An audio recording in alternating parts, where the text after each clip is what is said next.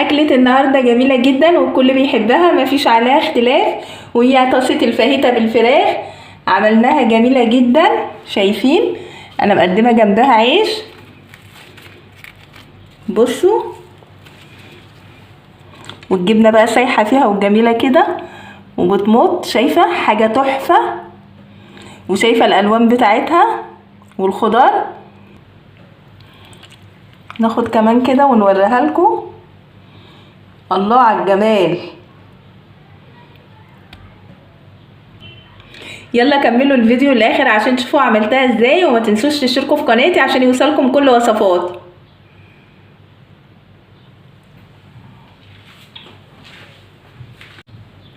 المقادير معايا هنا قطع بانيه شرايح، انا عاملاها شرايح رفيعه.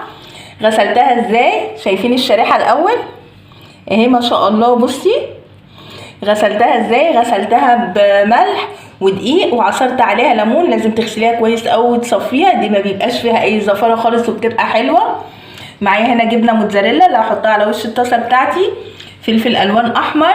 التوابل معايا بقى حلوه جدا، معايا ملح، فلفل اسود، بابريكا، معايا هنا كاري، بصل بودر، ومعايا هنا زعتر، كزبره ناشفه. توابل فراخ عاديه خالص هتتحط على الطاسه بتاعتي. عصير نص ليمونه.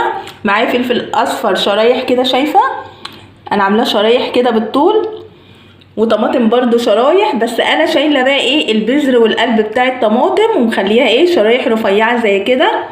يلا بينا بقى نشوف هنعمل الوصفه بتاعتنا ازاي. جبت الطاسه وحطيتها على البوتاجاز، وهحط فيها كده معلقتين زيت واسيبهم يسخنوا شويه. بعد ما الزيت سخن هنزل على طول كده بقطع الفراخ على نار عاليه بس، وهسيبها شويه مش هقلبها عشان ايه مش عايزاها تنزل الميه اللي فيه.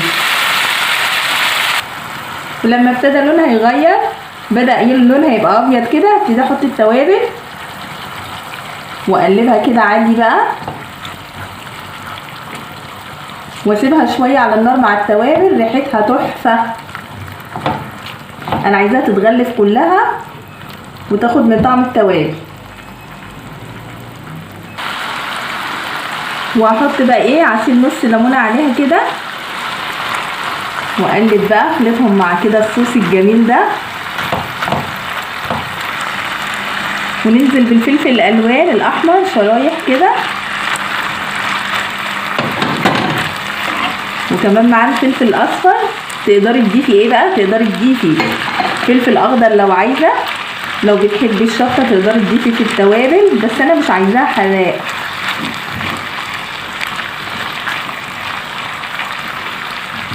المنظر بقى ايه جميل، مش محتاج كلام بصراحه. بصوا بقى عايزه اقول لكم حاجه، ما تحطوش الفلفل في البدايه، لا حطوه زي ما انا حطيته كده بعد ما الفراخ بتاعت القطع استوت، عشان انا عايزاه ايه ما يتهريش، عايزه يبقى فيه القرشه اللي هي الجميله دي ويحافظ على النضاره بتاعته. شايفين يبقى حلو قوي وفريش، ما يبقاش ايه مهري.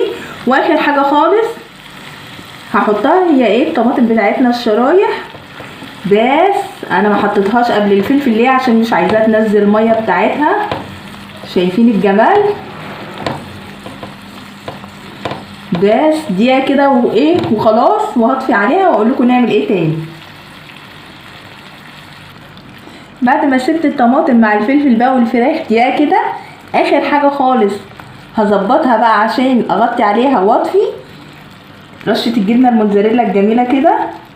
مش عايزه تحطيها او ما بتحبيهاش وعايزه تكتفي كده، هي جميله جدا الفاهيتا كده، بس انا ايه هحط كده حتة جبنه موتزاريلا عشان تبقى جميله، ندي طعم احلى.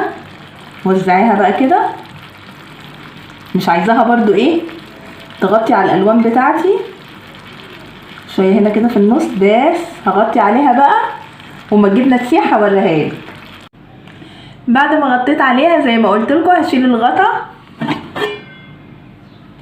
الجبنه ساحت خالص اهي، ومغطيتش على الالوان بتاعتي زي ما انا عايزاها. ريحتها بقى ايه حاجه تحفه. ده شكل فاهيتة الفراخ بعد ما استوت وخلصتها. تقدروا تاكلوها بالعيش او تعملوها سندوتشات جربوها بقى وقولوا لي ايه رايكم.